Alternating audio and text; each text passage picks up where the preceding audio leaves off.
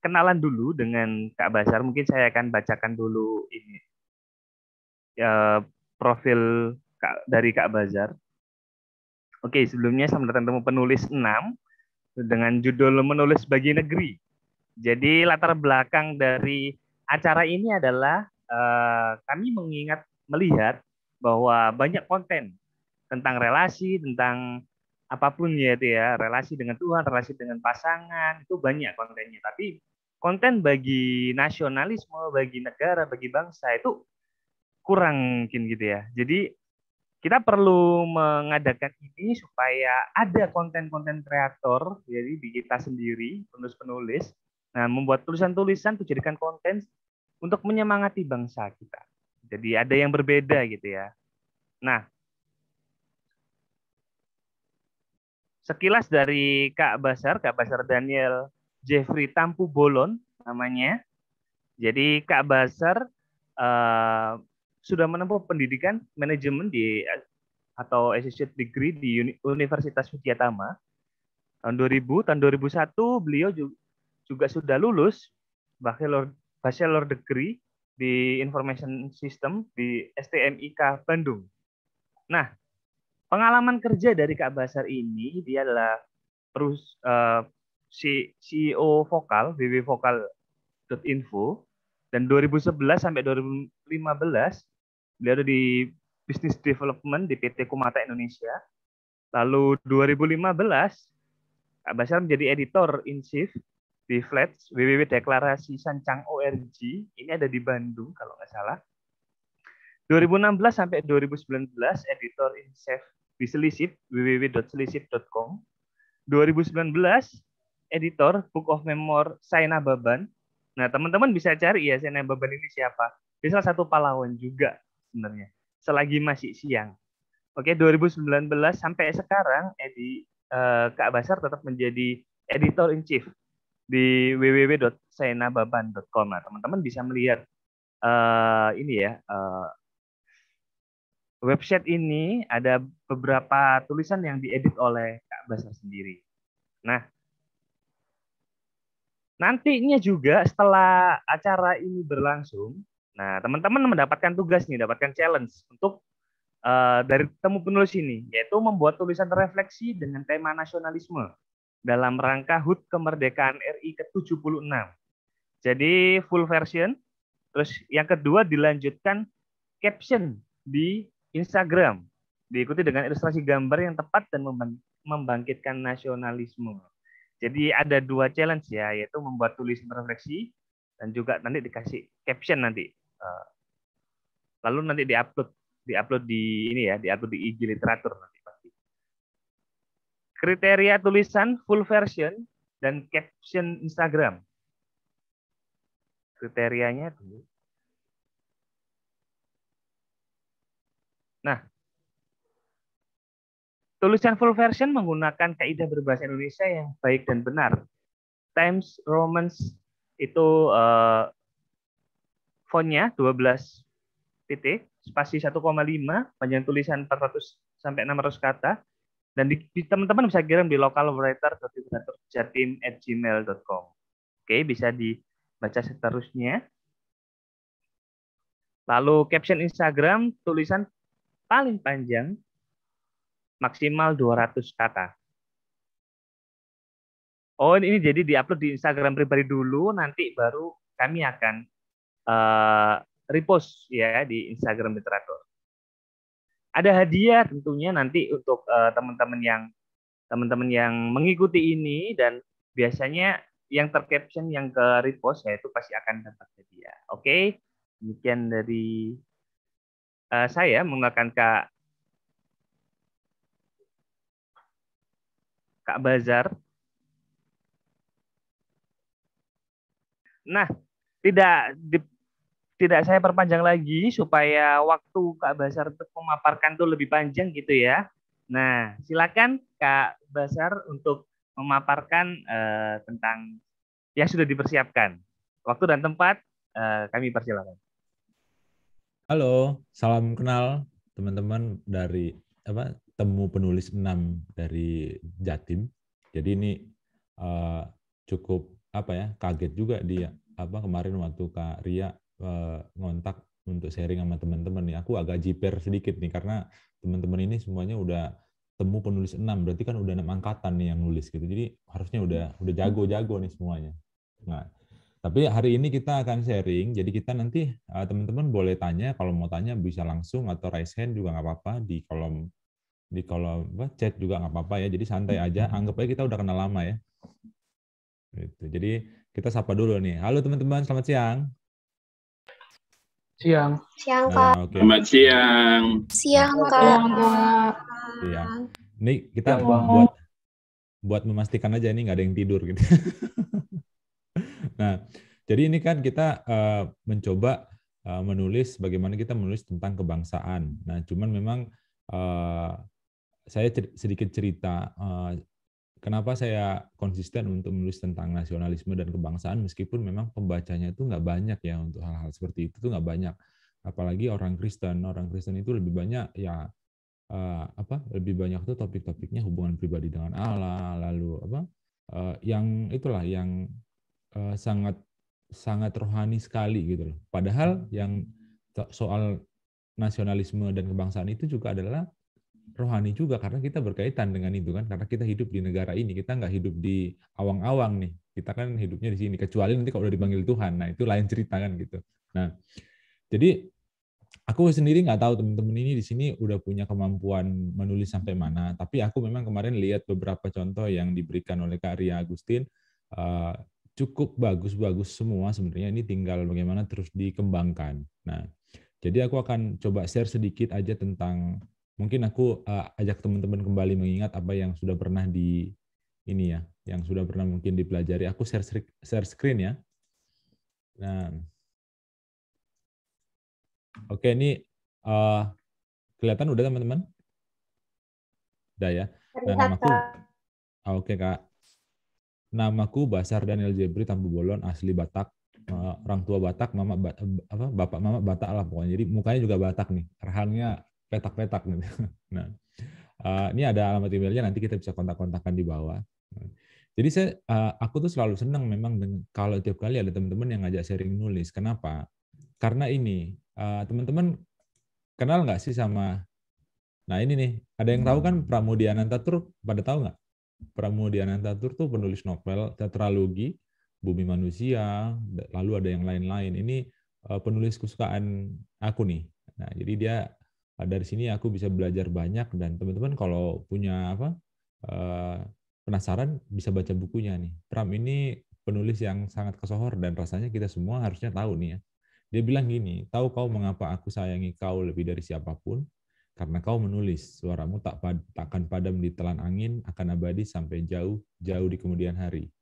Nah, jadi kalau kita menulis itu, meskipun kayak ini ya, dia kan sudah nggak ada nih, sudah dipanggil Tuhan, tapi bukunya itu terus dicetak ulang, dibaca banyak orang, jadi inspirasi buat banyak orang gitu. Nah, jadi kenapa aku senang dengan tiap kali ketemu sama teman-teman yang pengen belajar nulis, maksudnya sharing nulis ya, kita sama-sama belajar, ya ini, jadi supaya kita itu bisa menyuarakan sesuatu yang ada di pikiran kita, dan juga berkaitan dengan campaign kita terkait dengan critical thinking, karena memang menulis ini melatih kita untuk tetap kritis, tapi kita juga bisa logis gitu. Nah, apalagi di tengah kondisi seperti sekarang kan, pandemi ini kita sama-sama tahu bahwa kondisinya sekarang itu pemerintah juga bahu-membahu nih, pokoknya lelah sekali dalam penanganan COVID. Nah, lalu juga di samping itu ada banyak berita-berita yang kita dengar tuh, ada mafia obat lah, ada mafia masker lah, macam-macam ya. Nah, jadi ini kan cukup melelahkan ya bagi kita semua. Nah, tapi di tengah-tengah ini kok kita kayaknya kayak kemarin tuh yang lagi lagi kondisinya COVID naik, lalu mafia obat sampai nggak ada nih, obat untuk antivirus COVID segala macam gitu ya. Tabung oksigen juga langka gitu. Nah, ini di tengah kondisi gini tuh kita malah menerima banyak hoax dari macam-macam ya, terutama lewat WA tuh paling banyak tuh dikirimin. Pasti teman-teman pada dapat. Nah, tapi kenapa kok di tengah-tengah itu kita kayak nggak ada yang memberikan kabar baik sih, nggak berusaha untuk memberikan kabar baik. Nah, kabar baik di sini tuh maksudnya bukan cuma bahwa Injil adalah kabar baik memang buat kita semua, tapi di tengah kondisi yang bangsa yang lagi carut-marut begini, mental yang bobrok seperti sekarang ini moralnya yang udah nggak tahu kemana gitu, harusnya kita hadir untuk memberikan satu semangat buat teman-teman yang lain bahwa Indonesia itu kita gitu loh, bahwa kita bisa kok di Indonesia ini, kita bisa ngadepin pandemi ini, kita bisa ini ngadepin mafia obat dan kebobrokan mental dan moral yang terjadi gitu. Nah, kok rasanya kayaknya nggak ada kemarin-kemarin kita lihat ya, kayak di TV tuh kita ngelihatnya kayak cuman ceritanya berapa orang yang mati karena pandemi, berapa penularannya di daerah ini berapa gitu-gitu ya. Jadi ini kan bikin kepala kita pusing nih ya.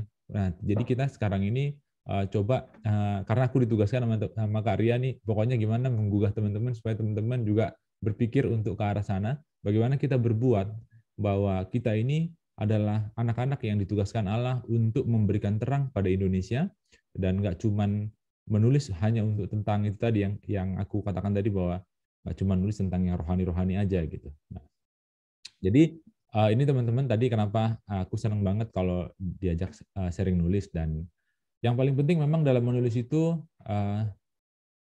teman-teman mungkin tahu ya harus ada idenya gitu.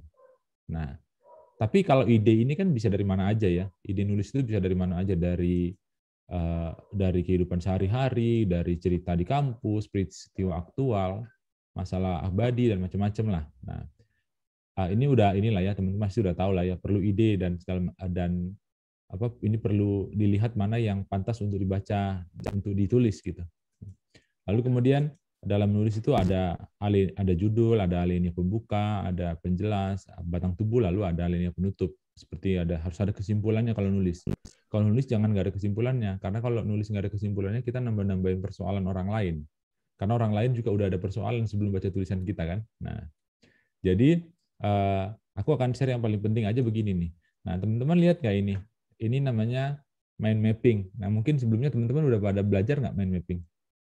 Nah, mind mapping itu diperlukan dalam menulis. Teman-teman mau nulis apapun, terserah mau nulis apapun. Mau soal kebangsaan, mau soal pendidikan, macam-macam ya, bebas. Tapi kita perlu mapping. Nah, kadang-kadang karena kita nggak biasa mapping, makanya kita jadi nggak bisa menulis, kok tulisan gue kayaknya biasa aja, kok garing sih tulisan gue, kok datar banget gitu, kok nggak ada efeknya gitu. Nah, jadi ini contohnya nih begini nih. Ini ada kapal tenggelam. Nah, kapal ini kita mau cerita bahwa kapal ini tenggelam, tapi kan tenggelamnya itu bisa dari berbagai sudut. Baik penyebabnya apa, lalu misalnya korbannya berapa, lalu itu turun-turun ke yang lain. Mungkin penyebabnya karena kebakaran atau karena muatan, lalu alat kesehatannya hanya sedikit misalnya gitu ya. Lalu gimana, apakah ada kapal karet atau enggak? Nah, dari sudut korban, apakah berapa jumlah korbannya, ada ganti rugi enggak, pencariannya seperti apa, identifikasi seperti apa gitu. Nah, jadi dalam menulis teman-teman harus menentukan mapping dulu gitu. Nah, tapi jauh sebelum itu teman-teman, jauh sebelum ke mapping ini begini, teman-teman itu harus punya data. Jadi nggak cuma ide yang kita butuhkan, kita butuh data. Jadi kalau teman-teman memang pengen jadi penulis, teman-teman harus rajin baca, rajin diskusi, dan terutama harus punya banyak referensi lah. Intinya tuh kayak seperti aku nih sekarang tuh lagi rajin-rajinnya baca novel. Baca novel itu memang seperti kayak anak remaja ya, maksudnya baca novel, ngapain sih baca-baca novel? Tapi novel itu membantu kita untuk menambah kosakata. Jadi menambah pembenaran kata kita. Jadi nggak cuman misalnya begini, kalau dalam satu paragraf, setelah aku makan, setelah itu aku mandi, setelah itu aku tidur. Kata setelahnya ada 3. Kalau kata setelah ini diganti jadi sinonimnya kan pasti akan lebih bagus. Setelah aku makan, kemudian aku mandi, lalu aku tidur gitu.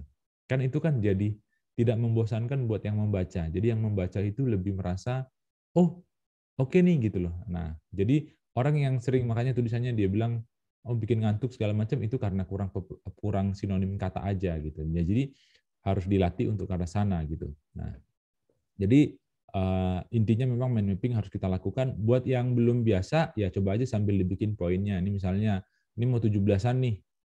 17-an ini kita mau bahas apa nih? Teman-teman mau nulis dari sudut apa nih? Misalnya peristiwa 17 Agustus waktu Soekarno dulu proklamasi, atau perjuangan sebelum 17 Agustus gitu.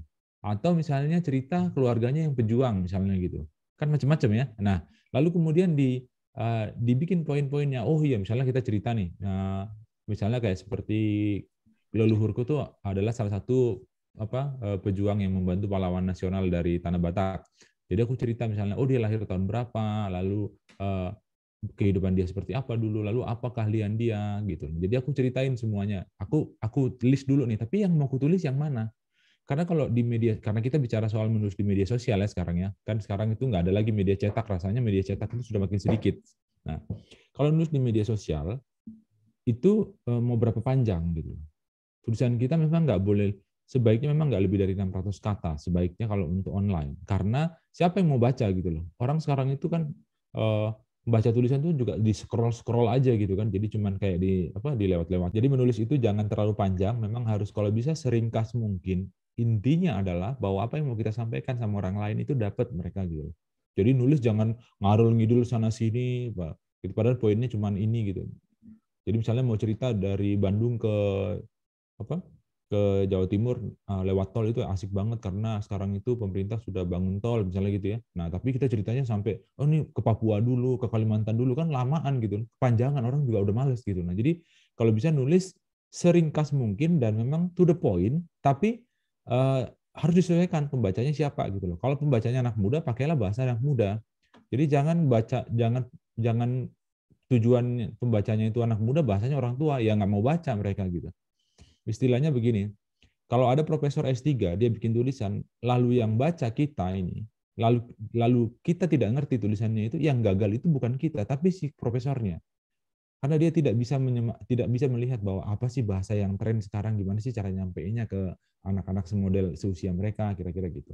Nah, jadi nulis tuh nggak ada gunanya meskipun datanya sudah sangat berbobot, lalu pakai istilah yang berat-berat, sekolahan segala macam, tapi kalau nggak bisa menyentuh, nggak tahu bahasa yang dipakai sama orang yang membacanya, ya itu gagal gitu. Nah, begitu.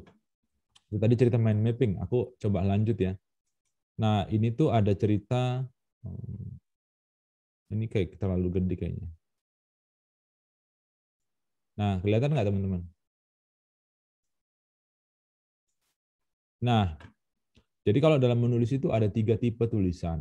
Yang pertama itu tulisannya, hari ini kita akan belajar bagaimana membuat tulisan yang naratif. Jadi sekarang itu memang, karena aku anggap ini kita akan menulis yang populer ya, yang ngepop gitu. Jadi bukan yang ilmiah. Karena kalau yang ilmiah itu mah buat anak-anak S2, S3 gitu ya. Nah, jadi ini kita karena buat masyarakat umum, jadi kita belajar yang ngepop gitu. Tapi ada 3 nih tulisan yang jenis tulisan. Yang pertama itu ada deskripsi. Jadi dia tuh memberikan fakta apa adanya secara detail. Jadi coba teman-teman baca sendiri.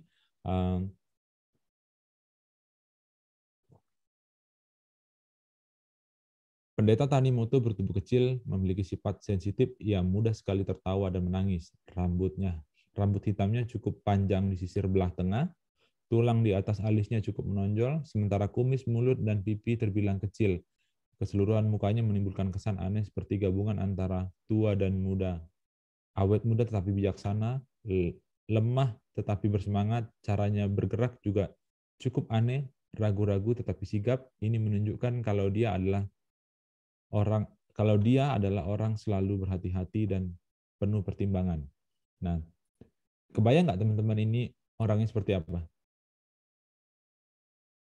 Kebayang nggak? Orangnya pendek gitu kan, tubuhnya kecil gitu kan, lalu kayaknya unyu nih orangnya gitu, mukanya rada lucu kayak boboho mungkin ya, mirip-mirip gitulah. Jadi ini jadi deskripsi, jadi memberitakan fakta apa adanya. Pokoknya faktanya iya dia misalnya suka kentut, ya ceritain dia suka kentut gitu misalnya. Jadi cerita, tidak ada yang ditutup-tutupin gitu. Nah, itu yang pertama. Yang kedua, nah ini narasi. Nah, kita akan menuliskan yang seperti ini. Narasi ya, tapi ini memang bahasanya masih terlalu apa ya? Nanti teman-teman kalau kita akan praktek nulis jangan seperti ini. Jadi kayak teman-teman bercerita biasa aja. Nah, ini masa makin tidak terkendali, mulai saling dorong, ada lempar batu yang jatuh di depan deretan anak-anak dan ibu-ibu. Anak-anak yang melihat ada batu jatuh di depan mereka spontan mengambil batu dan melemparkannya ke arah tentara Arhanud Rudal. Tiba-tiba suara senjata meletus keras dan dengan cepat suara senjata susulan terdengar bersaut-sahut. Sorry, itu ada typo. Tembakan ini datang dari tentara Arhanud Rudal. Beberapa tentara mendadak seperti kesetanan mengejar orang-orang yang berlarian, menembakinya dengan serabutan. Korban mulai berjatuhan. Siang itu bagaikan perang besar di Aceh Utara. Nah ini kan kebayangkan chaos ya, kondisi chaos ya, orang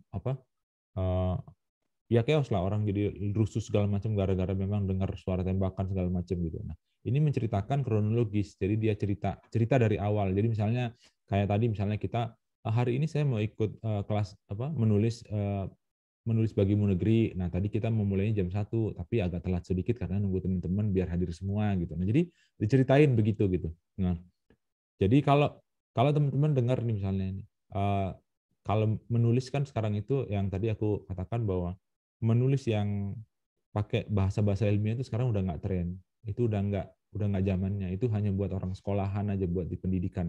Tapi kalau untuk di masyarakat umum itu yang naratif populer seperti begini ya. Tapi contohnya nanti bukan begini, nanti aku akan kasih contoh yang lebih detail. Nah, jadi yang begini yang lebih kita kedepankan sekarang supaya orang mau baca gitu. Ngapain kita nulis kalau nggak ada yang mau baca kan? Nah, lalu kemudian ini ada argumentasi.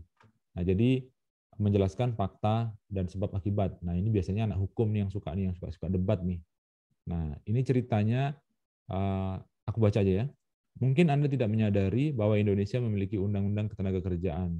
Pasal 69 undang-undang tersebut mengatur pembahasan kerja bagi anak di bawah umur. Usia minimum bekerja adalah 18 tahun. Anak berumur 13 sampai 15 boleh bekerja, namun dengan waktu 3 jam. Dan pekerjaan itu adalah pekerjaan yang benar-benar mereka senangi. Jika kita melihat kondisi Darini maupun Nur Hayati dengan jam kerja di jalanan yang lebih dari 3 jam sehari, berusia 10 tahun dan mengalami kekerasan di sekitarnya, bukankah hal ini menunjukkan bahwa undang-undang belum terrealisasi dengan baik? Nah, ini cerita tentang dari tulisan pekerja-pekerja cilik. Nah, jadi ini kebayangkan orang usia sekian harusnya nggak boleh bekerja lebih dari berapa jam. Tapi kok ini begini gitu. Ini biasanya ini anak-anak yang suka debat, yang anak-anak hukum lah yang suka begini. Nah, jadi tiga contoh ini teman-teman untuk menulis yang sekarang yang kita coba dalamin, tapi lebih kita mau coba yang ke naratif ya. Nah, aku akan kasih contoh yang buat teman-teman yang ke naratif. Nah, ini kita mau cerita tentang membandingkan, kan ada orang-orang yang melulu tuh mencintai tanah bahwa apa-apa dikit-dikit pakai ayat. Nah, padahal nggak semuanya perlu harus pakai ayat gitu. Nah, jadi ini cerita tentang bagaimana kita mencintai tanah air gitu. Jadi aku baca aja ya, atau teman-teman mau baca dulu?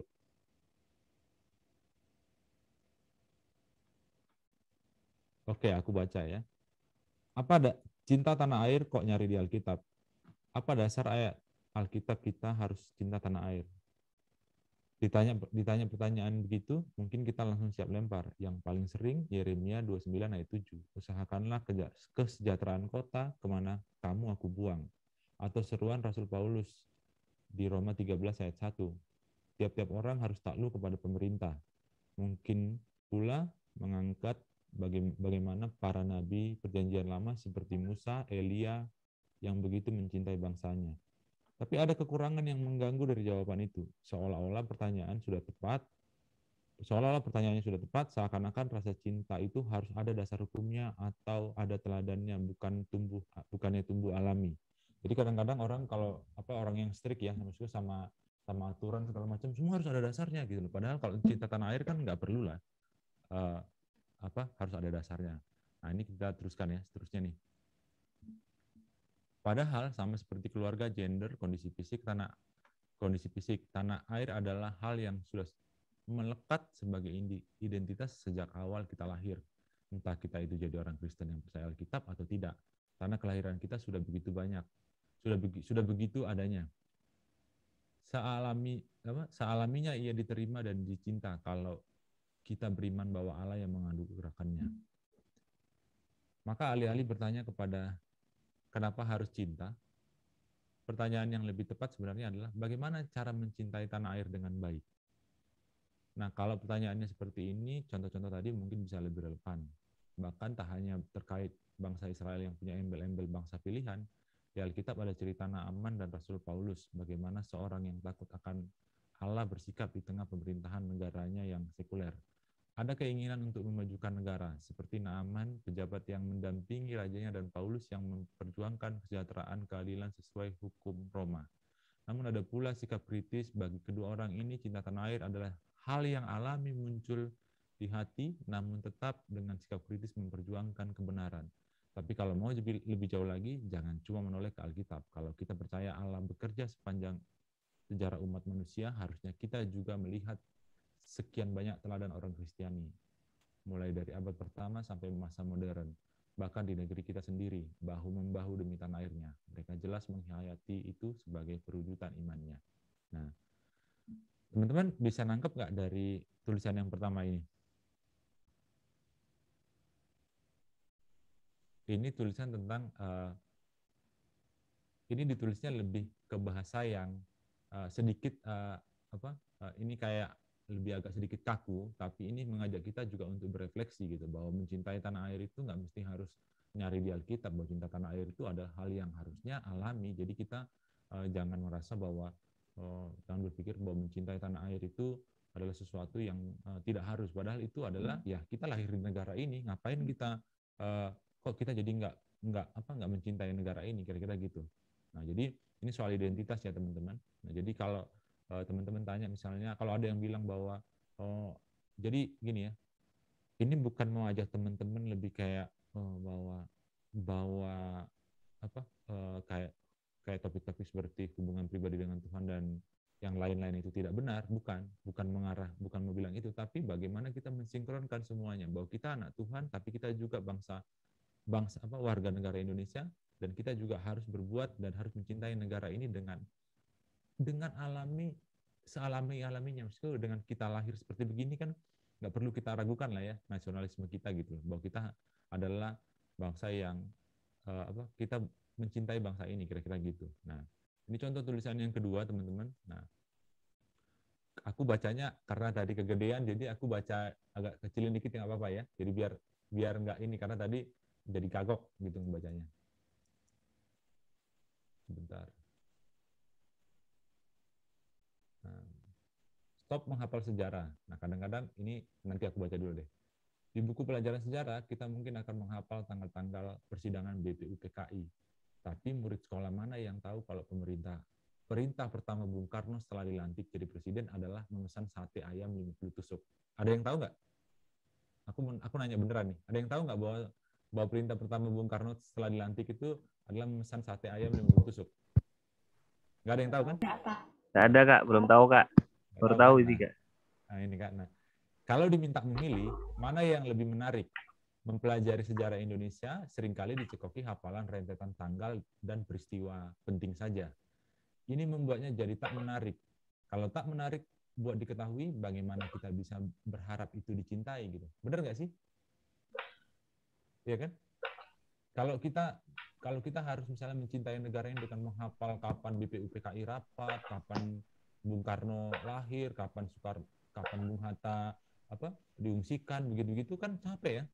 Jadi nggak menarik gitu loh. Jadi kita ngapain? Jadi kita males lah, kalau gitu ngapain ini? Padahal kan kalau sejarah itu yang penting esensinya ya, bukan tanggal dan yang lainnya, tapi seperti proklamasi, oh itu adalah hari kemerdekaan Indonesia gitu loh. Jadi nggak perlu, maksudnya bukan berarti tidak perlu menghafal tanggalnya, tapi itu bukan sesuatu yang bukan yang utama gitu loh. Tapi yang utama adalah spiritnya gitu.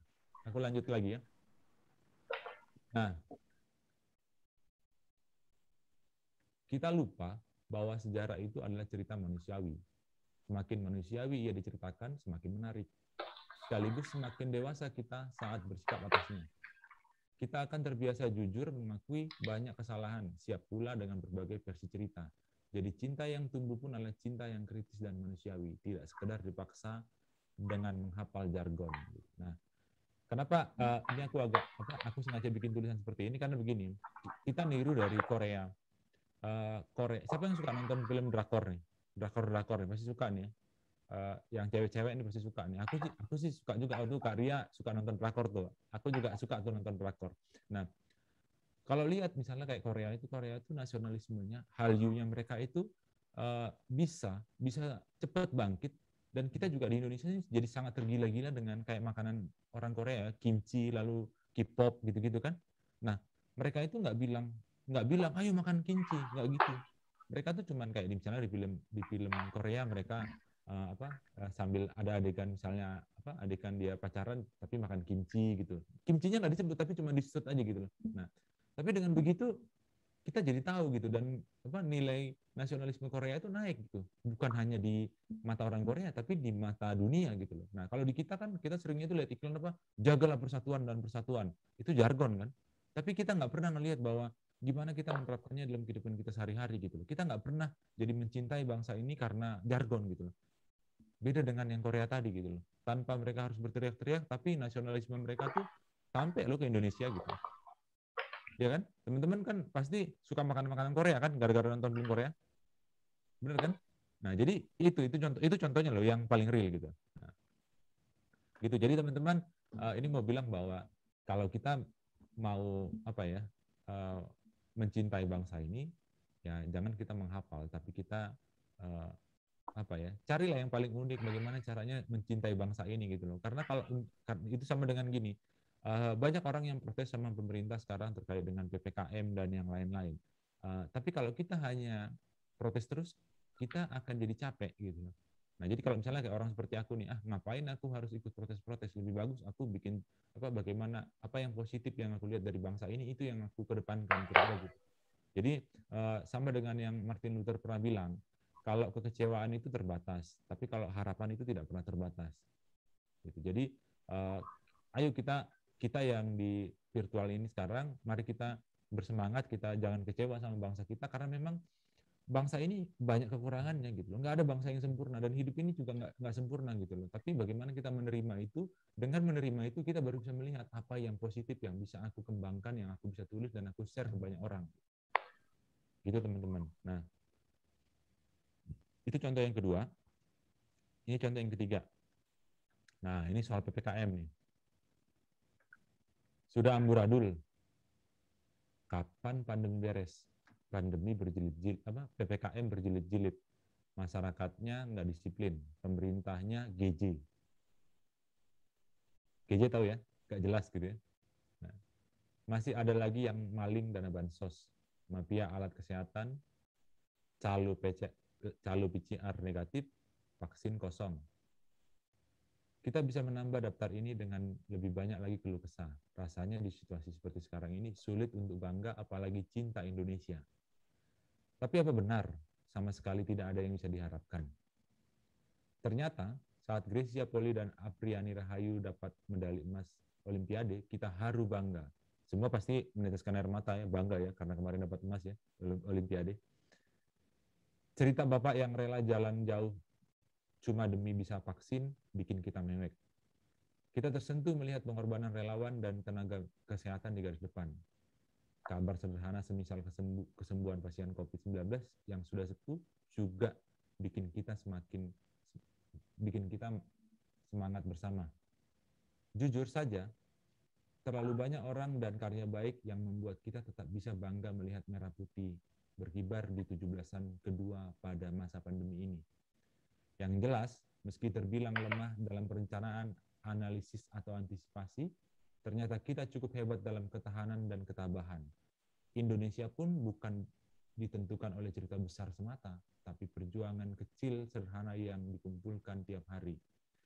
Ini bukan soal merah putih yang berkibar di istana atau gedung-gedung tinggi, tapi semangat dan solidaritas yang masih tersisa pada banyak orang baik di negeri ini.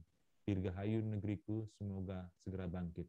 Nah, mungkin yang terakhir ini jadi lebih ini ya, lebih ini kayak agak aku bacanya rada ser-ser merinding-merinding dikit lah gitu, karena berkaitan dengan mau 17-an pula ini kan. Nah, jadi teman-teman, tulisan ini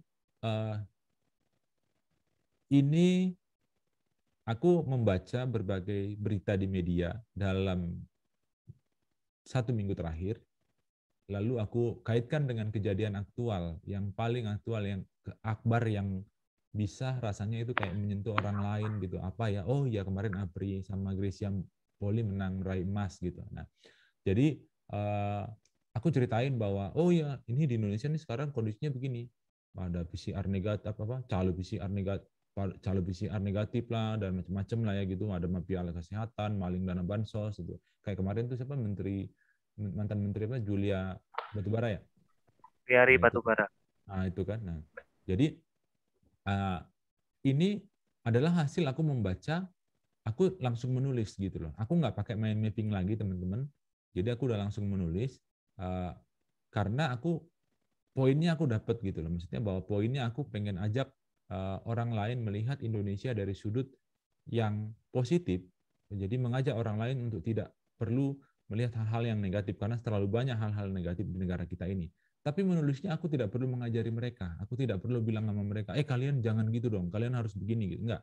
Tapi lebih bercerita aja kayak seperti refleksi pribadi kira-kira gitu. Nah, jadi kalau teman-teman mau nulis, itu kayak seperti bilang sama diri teman-teman sendiri gitu. Gitu teman-teman. Nah, jadi kalau ini hanya contoh, tapi tidak mesti persis seperti ini teman-teman. Jadi kalau teman-teman nanti hari ini kita mau coba langsung praktek nulis ya Kak. Boleh ya, teman-teman? Iya, boleh Kak. Oke. Kita coba latihan nulis nih. Mungkin singkat aja ya, 200 sampai 300 kata. Tapi sebelumnya aku mau kasih triknya dulu gini. Teman-teman kalau dalam menulis, kalau bisa tuh menulis tuh, kalau misalnya kayak di Word itu, satu paragraf itu 3 sampai 5 kata. 3 sampai 5 kalimat, 3 sampai 5 kalimat, tapi panjangnya 5 baris. Jadi misalnya seperti ini nih, 5 atau ya 5 maksimal 5 baris lah. Jadi misalnya kayak gini nih, sebentar ya, aku tadi udah tutup share screen-nya ya.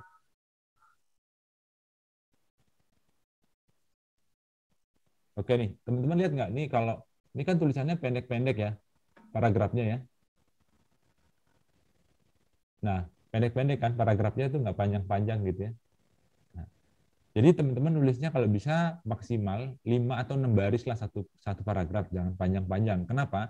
Karena itu akan membuat orang yang membaca itu jadi malas. Karena kalau kita harus jujur bahwa kita membaca itu pasti kita screening dulu dari atas sampai bawah baru kita membaca. Kalau aku sih gitu ya, kebanyakan juga begitu. Supaya memastikan orang itu membaca sampai beres, kita bagi aja. Nah, contohnya misalnya gini ya, kalau ini misalnya aku gabung nih semua, aku naikin begini.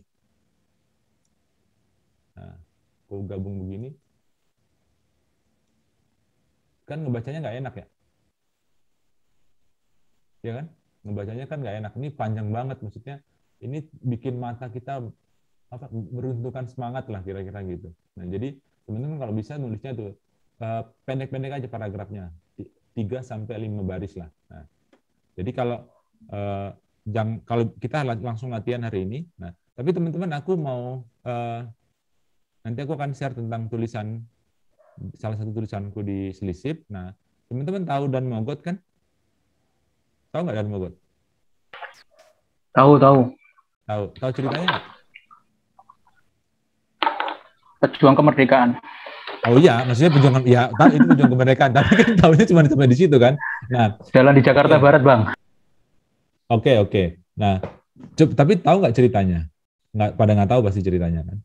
Nah, coba sekarang gini, teman-teman kan pasti punya handphone, mungkin bisa googling, coba cari tahu siapa Dan Mogot, lalu teman-teman coba tuliskan dalam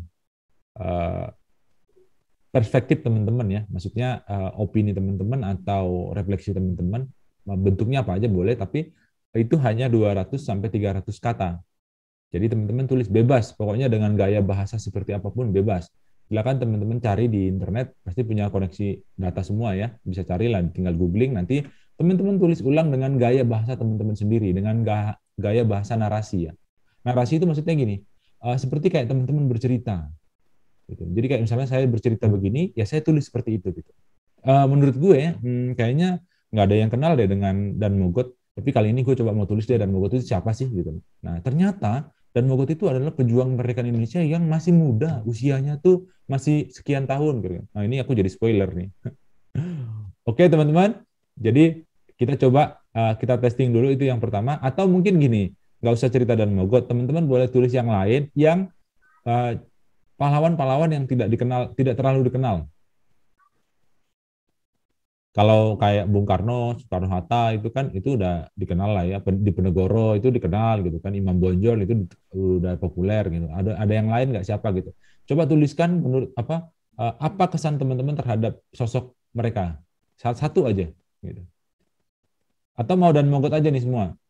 Nanti bosen ya. Karena perspektifnya pasti, angle-angle-nya pasti ada yang sama nih. Gimana?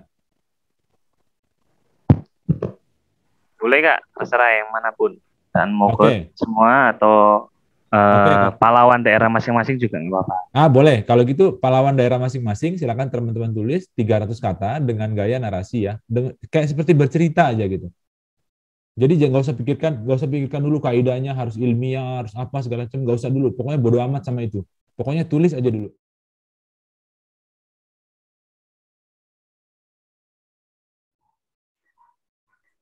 Saya mau share screen. Boleh, sip. Yuk, silakan. Saya bacakan ya, Bang ya. Ya, boleh. Oke, ini sekitar 350 kata. Asal muasal Jalan Dan Mogot Grogol.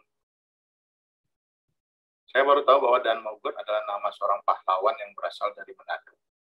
Dia baru berumur 14 tahun ketika diterima dalam pasukan peta di Bali.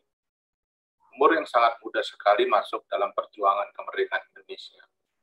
Dia berasal dari keluarga tentara pejuang bagi bangsa Indonesia. Dan Mogot muda memiliki kemampuan luar biasa dalam hal militer.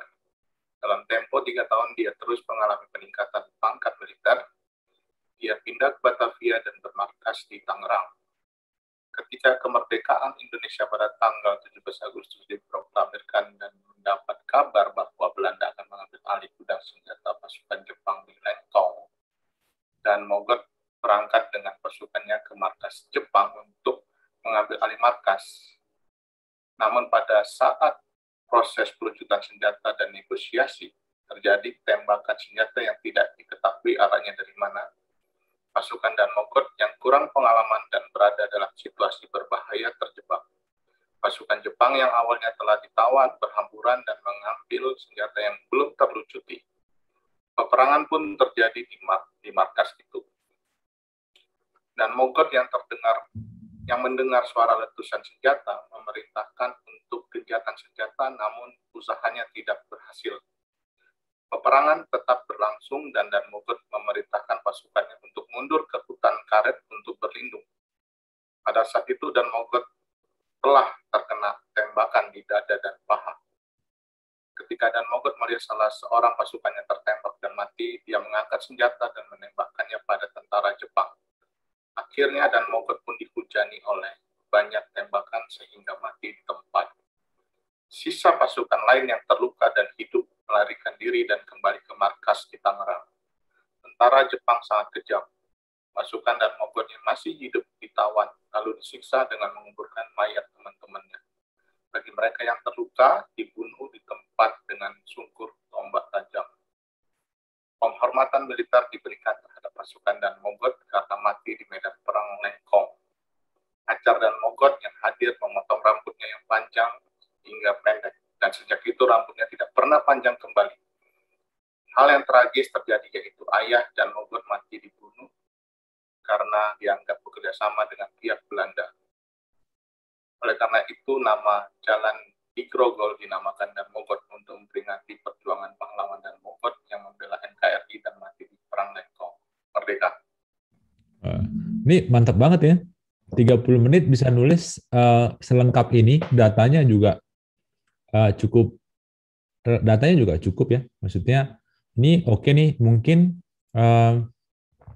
mau dikasih kritik atau mau diapain nih? Boleh kasih kritik, Bang. Nah, mungkin kurang mungkin harus dipakaikan, kalau aku ya, mungkin teman-teman yang lain bisa ngeliat yang beda. Mungkin kalimat-kalimat efektif. Jadi mungkin kalimat-kalimat yang seperti kayak di paragraf pertama itu ada beberapa kata yang kata dia itu bisa mungkin dihilangkan, mungkin hanya dipakai satu, yang lainnya nggak perlu dipakai, tinggal diganti kata yang menunjukkan bahwa itu dia gitu. Contohnya begitu. Jadi salah satunya begitu. Dan untuk Kalau bahasanya mungkin kalau ya, umurnya Mas Arthur berapa?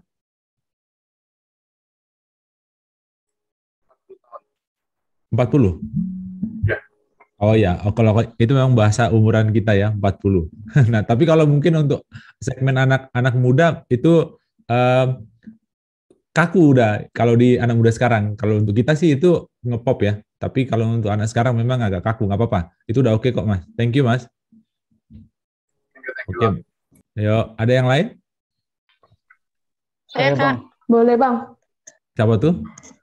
Yang mana tuh? Saya. Oke, Asima. Asima Artauli Sagala. Ini pasti orang Batak nih.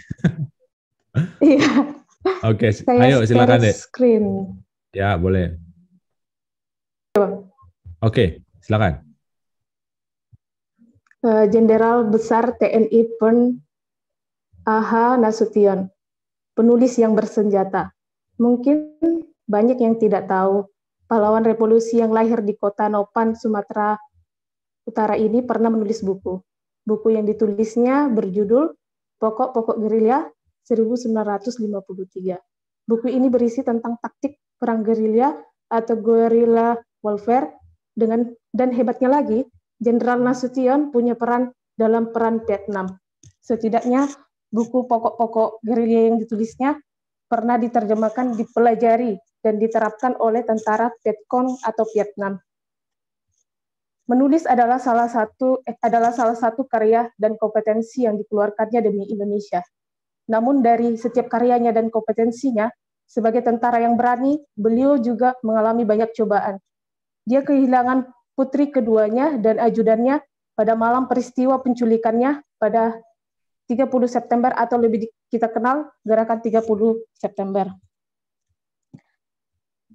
Saat-saat itu sangat memilukan baginya, bahwa Jenderal Nasution mengetahui beliaulah korban utama incaran dari penculikan tersebut. Walaupun demikian, Jenderal Nasution tetap bangkit dari kalutnya.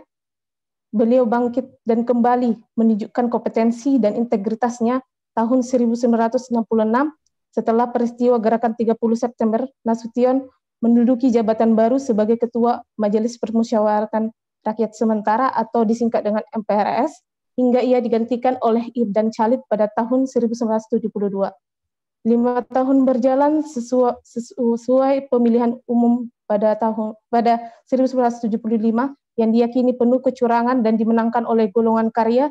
Nasution menyatakan terjadinya krisis kepemimpinan di tubuh Orde Baru. Ketika hal itu terjadi, bersama mantan Wakil Presiden Muhammad Hatta, Jenderal Nasution lalu mendirikan Yayasan Lembaga Kesadaran Berkonstitusi atau YLKB. Dalam sebuah pertemuan YLKB, Nasution menyatakan Orde Baru tidak benar-benar menjalankan Pancasila dan Undang-Undang Dasar 1945. Begitu banyak hal yang dilakukan beliau untuk menjaga integritas bagi bangsa Indonesia. Jenderal Nasution adalah suatu kebanggaan bagi kita Indonesia. Dengan pena ataupun senjata, Jenderal Nasution mempersembahkan kompetensinya dan integritasnya seluruhnya untuk Indonesia. Oke, thank you. Asima, tulisannya bagus nih. Jadi memang dalam waktu 30 menit, aku tadi nggak expect bisa seperti itu, datanya juga lengkap. Seperti tadi Bang Arthur. Nah, mungkin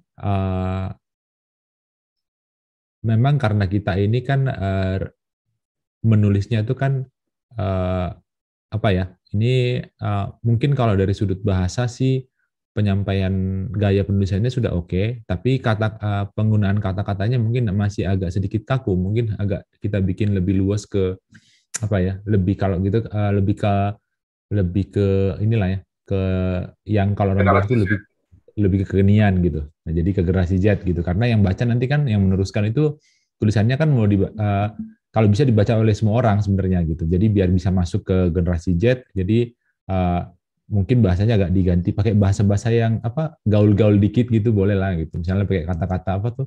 Kata-kata apa yang umum yang misalnya apa kepo atau apa gitu atau bahasa, tapi jangan jadi semuanya pakai bahasa yang ini ya, tetap pakai di mix lah kira-kira gitu. Tapi udah oke kok gitu. Nanti coba nanti gini, aku mungkin satu lagi boleh share dulu, nanti aku setelah itu akan minta teman-teman nanti untuk menuliskannya lebih lengkap, tapi memang bukan di hari ini gitu, biar nanti bisa lebih optimal gitu. Boleh satu orang lagi, siapa tadi? Mas Julio ya? Ya, saya Bang. Oke, silakan Mas Julio. Saya share screen ya. Ya, judul tulisan saya adalah Pahlawan yang Tidak Dikenal. Setiap hari Lebaran kami punya tradisi dan selalu berkumpul mendengar cerita dari Eyang tentang masa muda mereka. Kami sangat bergembira karena hari yang penuh kemenangan itu dibarengi dengan berkumpulnya kami semua cucu-cucu di ruang tengah rumah besar itu. Nah, pada hari kedua, datanglah seorang pria yang tinggi, tegap, besar, berkumis layaklah seorang tentara nasional Indonesia. Kami tidak tahu siapa dia, kata Eyang. Orang ini salah satu pejuang hebat. Saat Republik ini mempertahankan kemerdekaan, dengan penuh keberanian dan tangan kosong berhadapan dengan tentara Belanda. Dia juga prajurit yang berjuang di garis depan saat Republik ini menumpas pemberontakan DITII di tanah Pasundan. Tidak banyak orang mengenalnya, namun saat mendengarnya hati terasa bergetar.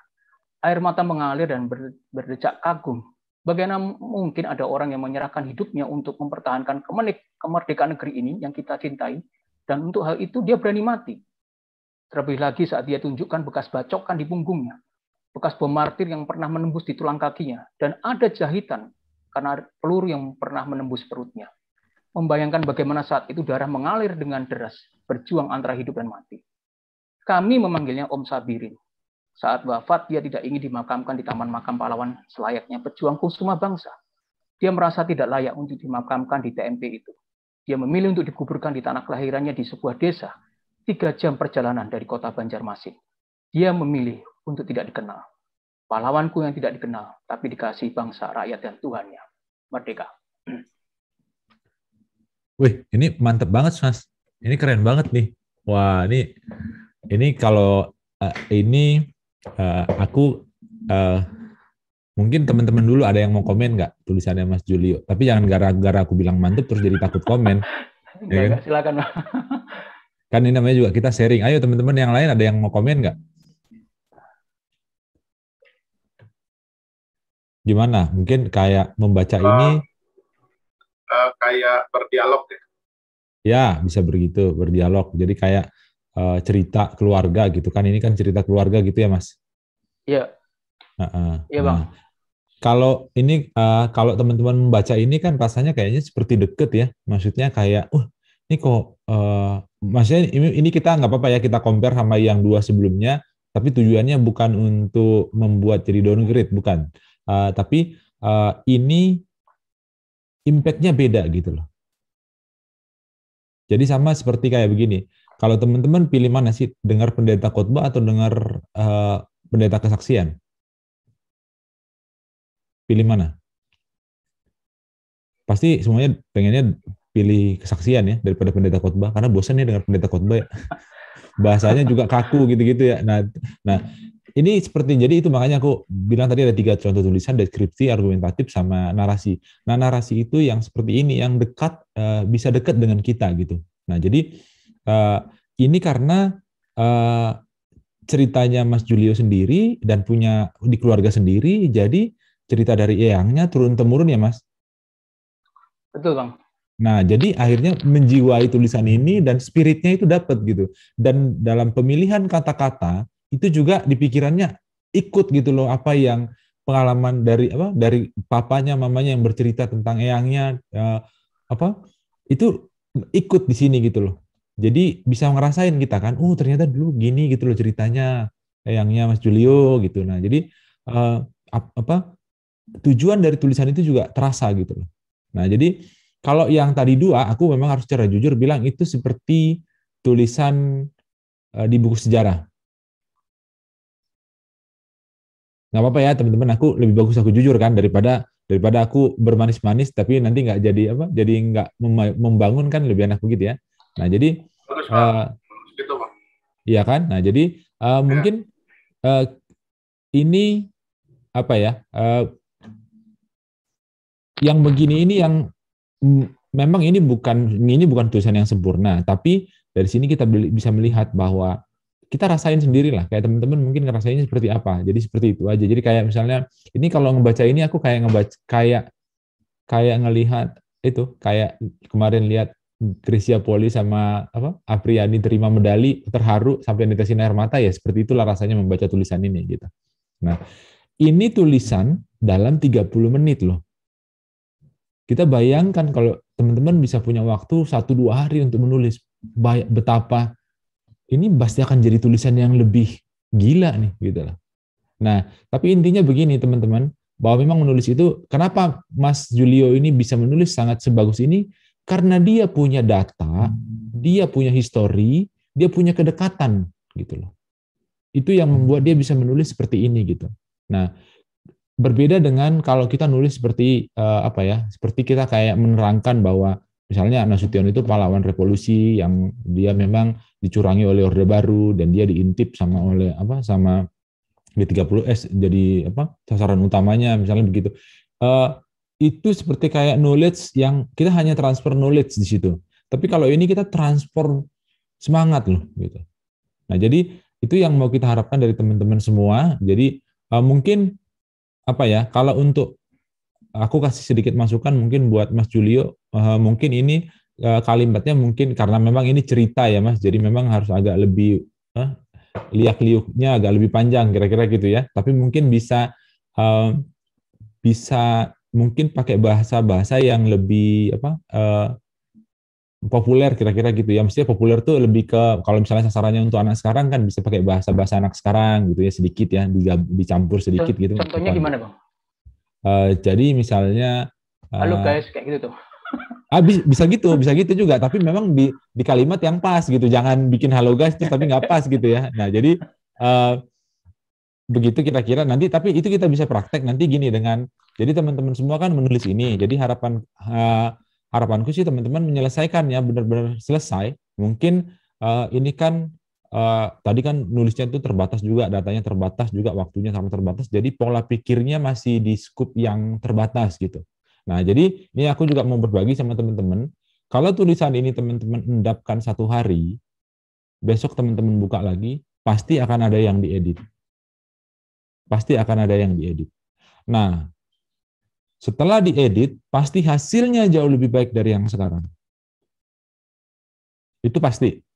Nah, jadi teman-teman jangan jadi putus asa gitu. Nah, tapi aku coba mau share ada satu materi singkat lagi nih yang biar kita nanti lebih lengkap gitu ya. Aku akan share ke teman-teman, jadi biar lebih lebih optimal nih kita dapetin. Nah, oke, aku kayaknya tadi tuh lupa ini deh. Bentar ya. Nah, teman-teman lihat nggak ini? Udah kelihatan ya? Terlihat. Oke. Nah, dalam menulis itu, kalau di dalam dunia jurnalistik itu ada tiga contoh teras. Jadi teras itu maksudnya adalah kayak teras rumah itu loh. Kalau orang mau masuk ke rumah kita kalau terasnya bagus gitu kan, kalau bersih gitu kan. Nah, jadi ini tuh kayak teras tulisan itu jadi kayak kata pembuka di tulisan kita. Jadi bagaimana caranya membuat orang tertarik untuk baca dan meneruskan gitu. Nah, jadi ini contohnya ya, dalam pemilihan ketua umum partai politik yang baru lalu, isu politik uang bergerak dari 100 juta hingga 1 miliar per 1 suara. Nah, ini tulisan dari Kompas melelang kepemimpinan bangsa tahun 2009. Nah, jadi teras singkat. Jadi sebenarnya teman-teman misalnya mau cerita tadi cerita misalnya Nasution adalah target 30 SPKI dan dia dicurangi oleh Orde Baru. Bagaimana hidupnya selanjutnya? Misalnya apa gitu ya. Nah, jadi sependek itu gitu loh di paragraf awalnya gitu. Nah, jadi kita bikin seperti itu. Ini yang pertama. Yang kedua ada contoh teras bertanya. Jadi teman-teman kalau yang kesulitan untuk menulis intro bisa memakai ini karena teras bertanya ini yang paling singkat, yang paling gampang. Ini contohnya, ada satu soal yang selalu mengganjal kebanyakan orang bila membicarakan Tan Malaka, yakni apakah dia seorang nasionalis atau komunis. Ini Tan Malaka dan Kebangkitan Nasional, tulisan di Kompas juga tahun 2009. Nah, tapi memang harus ngambil angle di tulisan teras pertama itu, kita memang harus tahu, harus baca datanya juga dulu ya. Jadi kita baca dulu datanya, oh iya ya, orang-orang nih berpikir nggak sih bahwa si Tan Malaka ini nasionalis atau komunis? Kenapa di sini dikatakan dia dikasih pilihan dia seorang komunis? Karena dia membaca buku-buku komunis dan dia juga di sana di pergerakan dia juga memang ke sosialis ya waktu itu gitu, waktu semasa dia hidup kira-kira gitu. Nah, jadi bertanya ini, dia tuh seorang nasionalis atau komunis? Nah, orang kan penasaran nih, baca, oh dia ternyata tuh seorang nasionalis kok gitu. Pada akhirnya gitu dia baca, dapat disimpulan tulisannya gitu. Nah, kita terusin. Nah, ini teras analogi. Analogi ini biasanya cocok untuk tulisan-tulisan yang Kristiani ya, kayak renungan-renungan gitu. Tapi ini bisa juga kita pakai kok. Pada masa Orde Baru, 2 ekor anjing berjumpa. Apa kabar? Dijawab, cari makan susah. Pada masa Reformasi, mereka kembali berjumpa. Apa kabar? Dijawab, cari makan tetap susah, tetapi kini saya bebas menyalak. Ini kan mau bilang bahwa setelah Orde Baru itu cari makan makin susah, tapi kita bebas ngomong, kira-kira gitu. Tapi sebelumnya kita cari makan susah, tapi mulut juga tidak boleh ini kan, nggak boleh sembarang ngomong, kira-kira gitu. Nah, ini 3 contoh. Jadi teman-teman kalau nanti bikin tulisan, ini yang aku lihat tadi yang sedikit kurang dari yang belum teman-teman tadi yang 3 contoh itu yang belum ada di sini gitu. Jadi tidak membuat penasaran, nggak membuat tertarik kalimat pertama, paragraf pertama. Nah, jadi tapi tidak hanya harus pakai teras ya, teman-teman bisa pakai quote, misalnya quote-nya siapa gitu. Tapi dalam pemilihan quote ini juga teman-teman jangan sembarang ya, harus menyebutkan juga nama siapa yang bikin quote-nya. Karena dalam menulis itu kita sangat dilarang untuk kita harus menyebutkan lah sumbernya gitu, dan jangan copy paste gitu. Itu sangat itu menodai kesucian tujuan dari menulis gitu. Nah, jadi teman-teman mungkin ada yang mau nanya?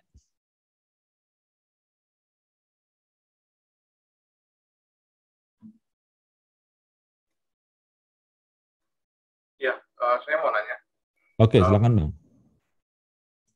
Ya kalau di gereja kan suka orang, misalnya gini, pendeta khotbah kan selalu dia pas kasih intro ya, suatu cerita tentang dirinya atau cerita tentang narasi storytelling apapun gitu ya.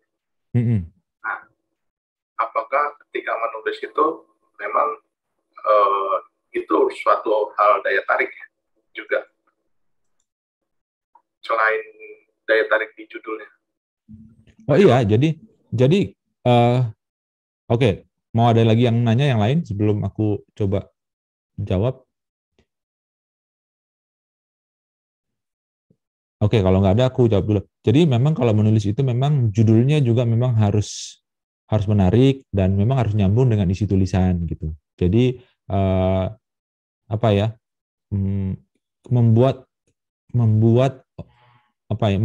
judul itu memang harus bukan judul ya, tapi membuat tulisan itu yang pertama kita harus tahu siapa audiens kita. Karena kalau kita tahu audiens kita tahu istilah apa yang mau kita pakai, pendekatannya seperti apa, bahasa seperti apa yang mau kita pakai. Dan kalau bisa memang buat mereka penasaran mungkin di awal. Jadi kayak kesan pertama begitu menggoda. Selanjutnya terserah Anda, kira-kira gitu. Jadi kesan pertama itu yang perlu kita tampilkan. Jadi kalau misalnya menulis kan kita bisa nulis apa aja gitu.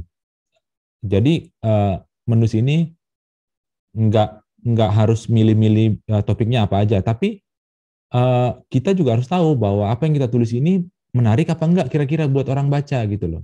Topik yang kita mau pilih ini menarik nggak buat orang, ini jadi kebutuhan orang apa enggak gitu. Contohnya nih, seperti sekarang nih, PPKM sekarang. Ada nggak sih yang mau baca soal PPKM? Ada nggak yang mau baca soal COVID? Rasanya kayaknya sedikit deh yang mau baca, karena orang sudah sangat jenuh dengan COVID ini gitu. Jadi kalau bisa misalnya tulis yang lain, misalnya soal makanan yang enak misalnya, atau soal pernah jalan-jalan kemana gitu kan, atau misalnya cerita lucu di rumah, atau atau kisah dengan pacar misalnya, tapi yang lucu-lucu gitu. Nah, tapi itu semua memang kembali tergantung dari audiensnya kita siapa gitu teman-teman. Nah, karena kalau enggak akan nanti dibilangnya garing gitu sih. Gitu Bang Arthur menjawab. Ya Bang, sangat banyak input masukan. Oke. Ada lagi teman-teman yang mau tanya? Di chat Kak, ada Kak. Oh, ada di chat ya, sebentar ya. Mudah-mudahan nggak susah nih pertanyaannya.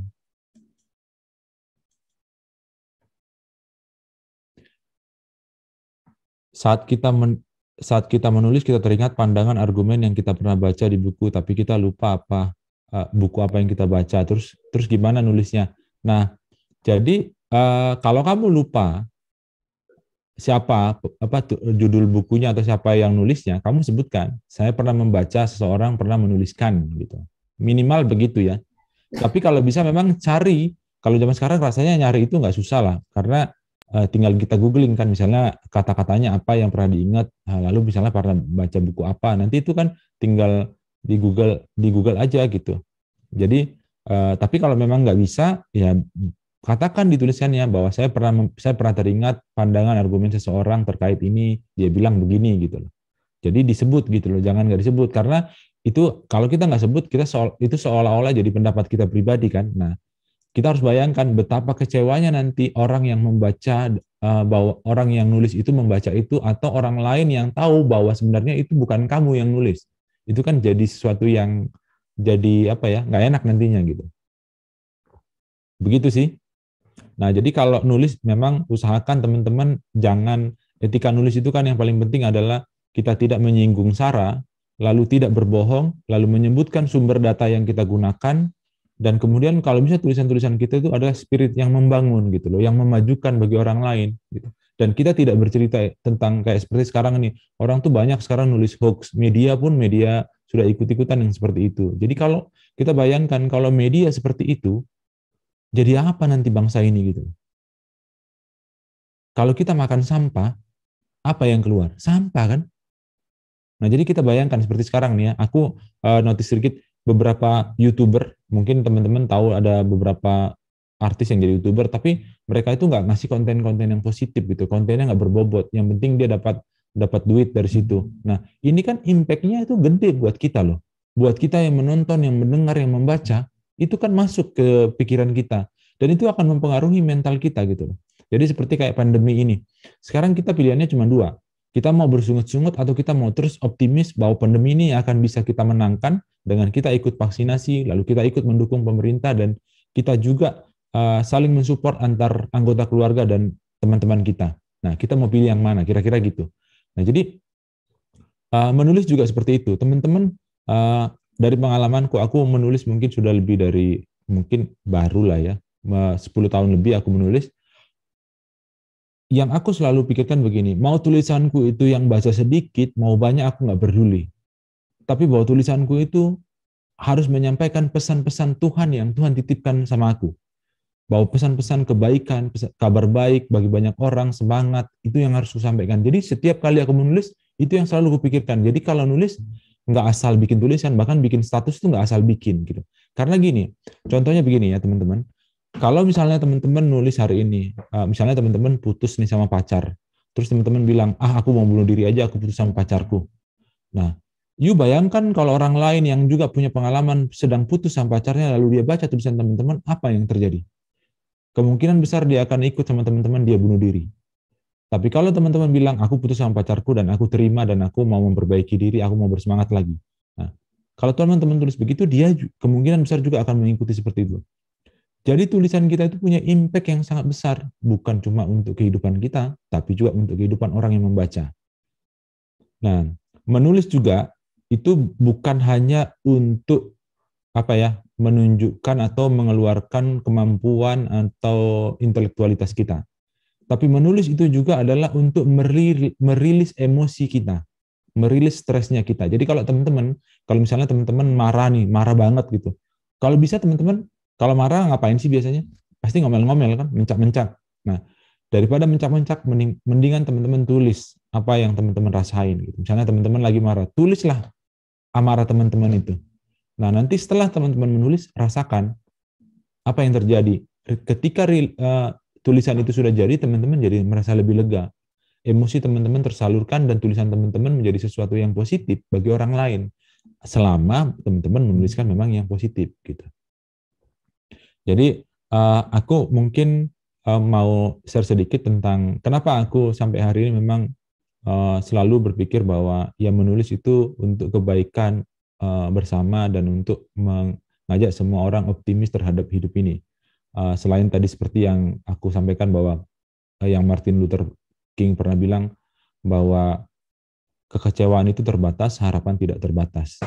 Jadi kalau kita kecewa kan itu kan kita cuma nangis kan, nangis, mengeluh gitu kan kalau kecewa. Tapi kalau kita berharap, harapan itu nggak cuma senang atau gembira atau meningkatkan diri, bahkan lebih dari itu. Kita juga bisa menyemangati orang lain, berimpact buat orang lain. Karena begini teman-teman, aku punya abang PA.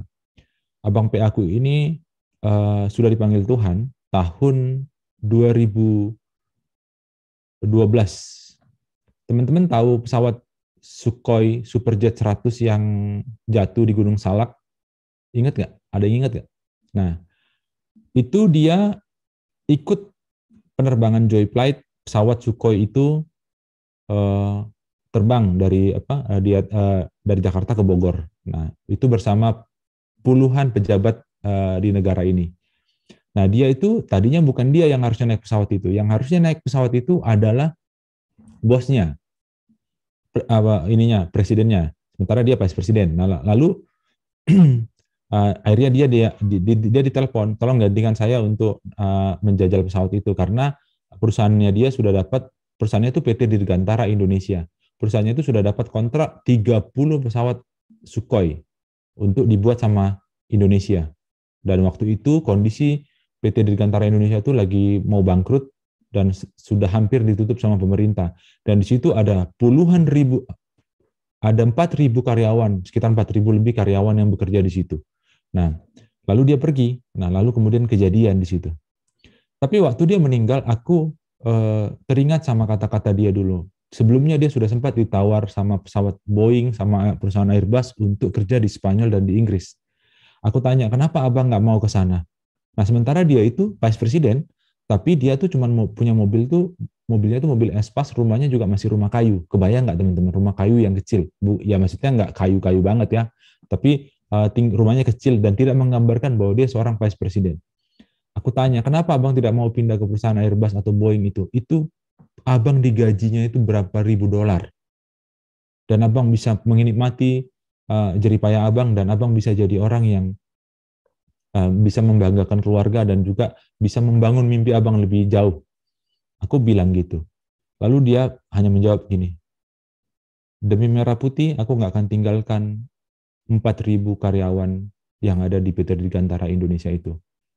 Kalau aku keluar dari situ, itu sama dengan aku keluar dari tanggung jawabku sebagai seorang Vice President Marketing PT Dirgantara Indonesia, dia bilang gitu. Dan sampai hari ini aku masih ingat itu. Dan dia titip, dia bilang, teruskan apa yang jadi passionmu dan jangan pernah menyerah.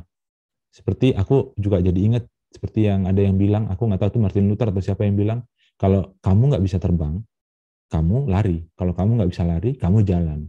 Kalau kamu nggak bisa jalan, kamu merangkak. Kalau kamu nggak bisa merangkak, kamu ngesot. Gitu. Nah, jadi teman-teman, menulis itu butuh proses. Nggak bisa dalam waktu singkat seperti ini, dan tidak, menulis itu bukan tergantung pada siapa trainernya, bukan, tapi semua itu bergantung sama diri kita sendiri.